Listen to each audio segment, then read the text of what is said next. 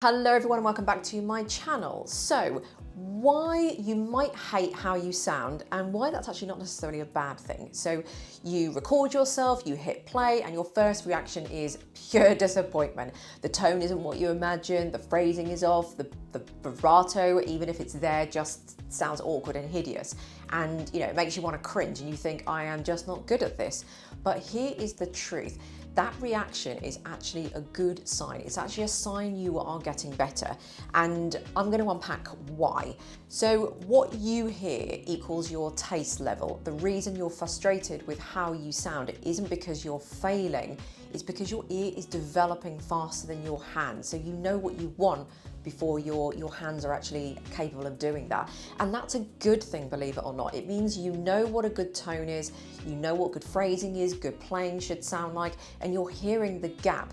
And if you didn't hate it, you probably wouldn't improve, because the frustration, that's actually the fuel of everything. And this isn't just a beginner problem. Even advanced players listen back to themselves and think, really, is that what I actually sounded like? Because in the moment you're focused on survival, so fingering, bow direction, where you are in the music, all that kind of thing. But when you actually step back and listen, you hear the reality. And to be fair, it can be a bit sobering, but it's also the most powerful tool you have. So what do you do instead of quitting? So first of all, don't avoid recordings, use them. They are crucial, especially when you're self-learning. Watch them like a coach or a teacher would. Pick one thing to improve next time. Don't try and fix everything at once, because it's not going to happen. So choose one phrase, one shift, one bow stroke, and get curious about why it sounded the way it did. So don't confuse honesty with judgment.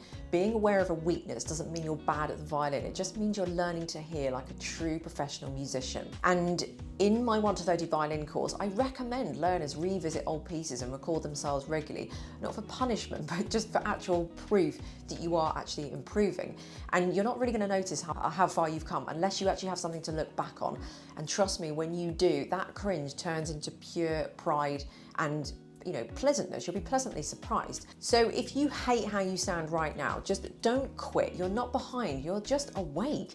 And that awareness is what separates players who stagnate from players who grow. So tell me, have you ever heard a recording of yourself and you just completely wanted to give up?